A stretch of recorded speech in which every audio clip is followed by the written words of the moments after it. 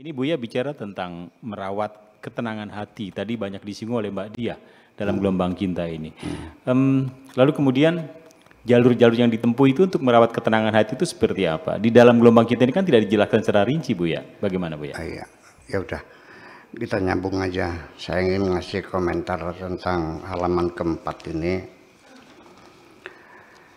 Yang perlu kau khawatirkan adalah apa yang ada di dalam dirimu sendiri, bukan yang ada di luar dirimu. Cobalah lihat saja, orang yang hatinya menyimpan kasih sayang akan lebih bahagia ketika dapat menolong orang ketimbang mendapat pertolongan dari orang lain.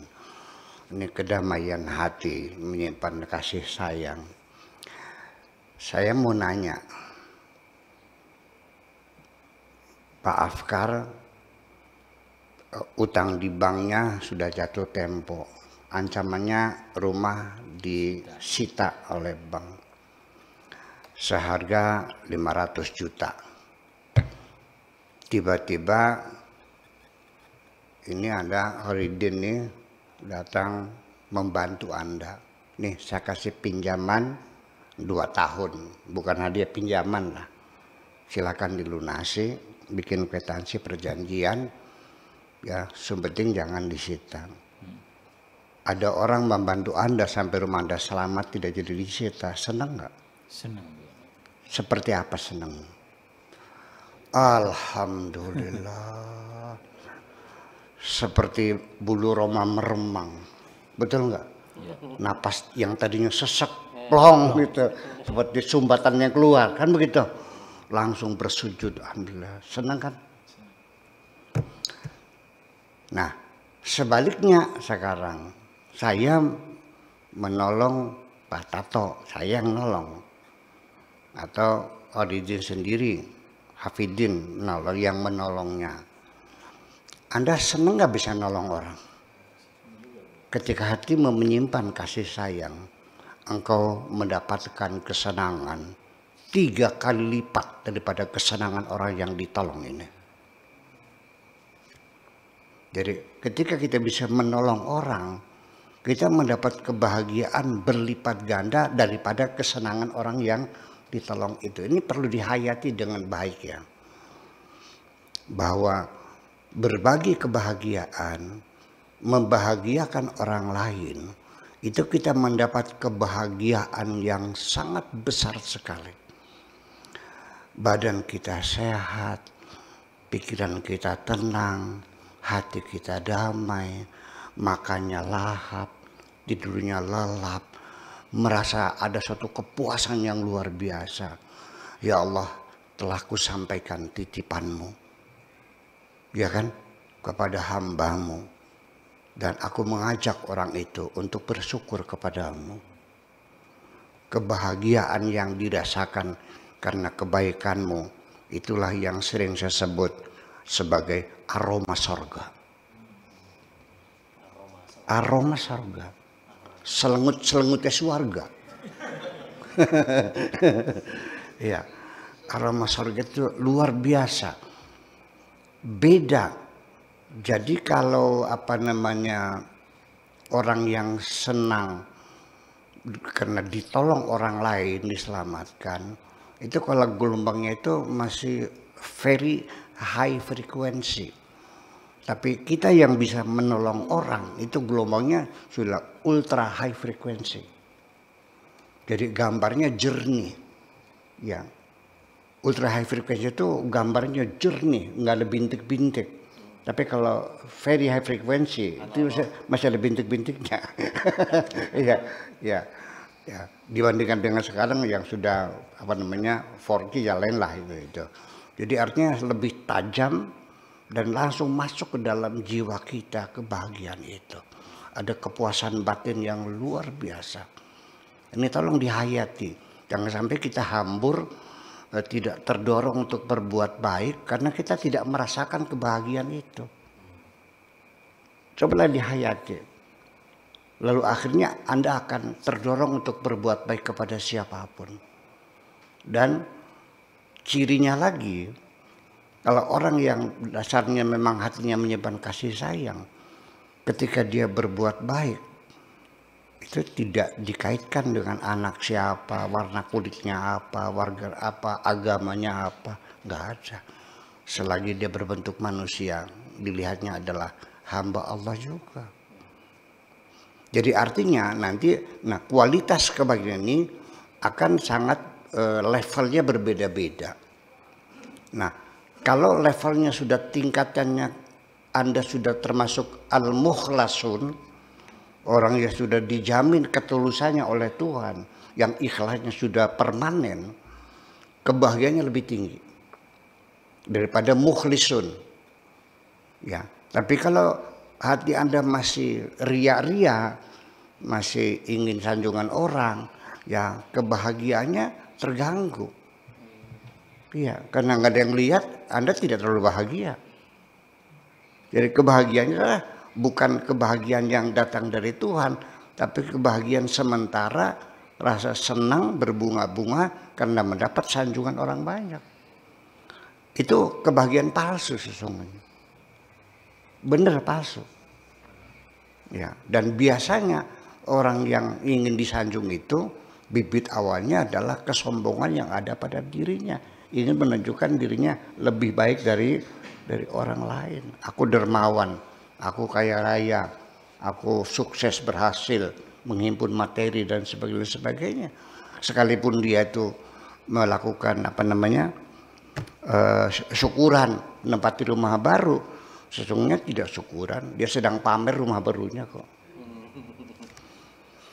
Ya, dan jadi bukan kebahagiaan tapi hanya kesenangan sementara, mendapat sanjungan, tepuk tangan dan sebagainya. Jadi sesungguhnya ria itu sesungguhnya adalah satu penyakit hati juga yang menyelinap dalam hati kita ini. Cobalah itu ditertibkan, diselesaikan sendiri. Jangan kau rawat penyakit ria itu dalam hatimu itu. Ya, sehingga Tuhan tidak akan berikan kebahagiaan yang besar untuk kamu ya.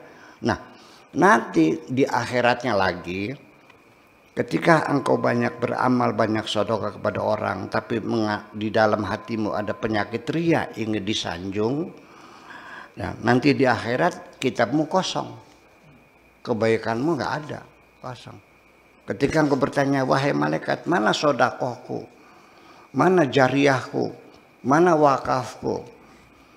Dijawab oleh malaikat, sudah dilunasi semua di alam dunia. Kapan dibulusnya? Ketika engkau disanjung, kamu senang nggak? Ya senanglah, ya itulah bayarannya. Betapa kecilnya bayaran penyakit ria, hanya sekedar senang yang semu. Percayalah, jangan kau percaya kepada sanjungan orang. Saya mengatakan, ya, sanjungan orang itu hampir 90% bohong semua kok. Betul nggak?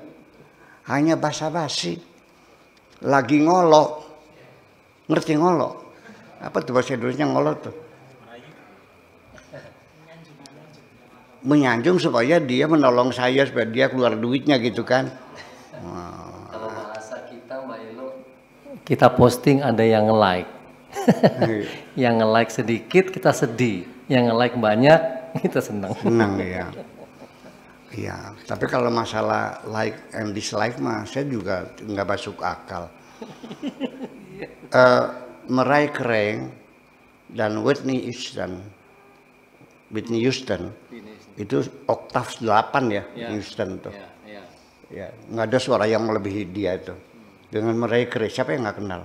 Duet bersama. Ada yang dislike. Sampai 280-an. Jadi yang enak yang bagaimana? Ya ada juga. Ada. Iya. YouTube saya juga ada. Baru live, belum selesai, sudah dislike. Jadi udah itu nggak usah dihiraukan. Ya. Jadi orang itu ketika senang kepada kamu, dia nyanjung kamu. Ketika dia tidak senang, dia mencaci maki kamu kok. Dan itu dihiraukan. Jadi artinya di sini, kalau ingin kualitas kebahagiaan yang kau peroleh dari kebaikan-kebaikanmu itu, cobalah kualitas amalmu juga ditingkatkan sampai kira-kira mencapai tingkatan ikhlas yang murni. Ikhlas yang murni itu bukan sekedar tidak meminta upah dari orang lain, imbalan orang lain, sudah tidak mengharapkan imbalan apapun dari siapapun kecuali dari Allah. Para nabi, para rasul itu ketika membantu orang, dia tidak pernah mengharapkan imbalan apapun kecuali dari Allah. Begini firman Tuhannya, wa ma as'alukum alaihi min ajrin in ajriya illa ala rabbil alamin. Aku tidak minta upah kepadamu dari kebaikan-kebaikanku ini, upahku hanya dari Allah saja. Jadi ketika orang itu hanya mengharapkan upah dari Allah saja, seperti para nabi, para rasul, itu sudah tergolong ikhlas. Oke? Nah, ketika saya mengatakan saya tidak berharap upah dari siapapun, dari Tuhan pun aku tidak berharap imbalan apapun. Apa yang kulakukan just because I love you. Karena aku mencintaimu. Jadi saya tidak mengaku lebih hebat dari para nabi ya. Nabi masih mengharapkan imbalan dari Tuhan. Aku sudah tidak mengharapkan imbalan lagi kepada Tuhanku. Just because I love you. Karena aku mencintaimu. Semuanya kuberikan untukmu semuanya. 100%. Nah, iya, tanpa pada imbalan apapun. Karena apa artinya saya minta imbalan apapun? Aku sudah mendapatkan kenikmatan yang berlimpah ruah sebelum aku berbuat jasa kebaikan apapun. Masih kurang berapa lagi mengharapkan imbalan dari Tuhan. Itu kan persoalannya. Jadi artinya bahwa nanti bertingkat-tingkat semuanya itu, semakin engkau tulus hatinya sesuai dengan monoloyalitas itu, semakin murni untuk Tuhan, maka kualitas kebahagiaanmu semakin terus meningkat dan meningkat dan meningkat. Terima kasih, gitu aja. Terima kasih. Luar biasa. Rasa bahagia yang berlipat itu menunjukkan dari hal tolong menolong adalah menunjukkan dari aroma surga buat kita semuanya.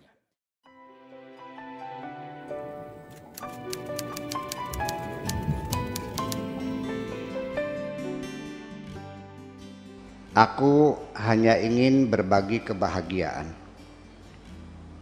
dan tidak menggurui siapapun.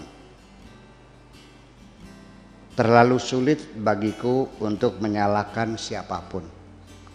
Akan tetapi apabila ada orang yang ingin mengisi raporku, tentu aku sangat gembira sekali.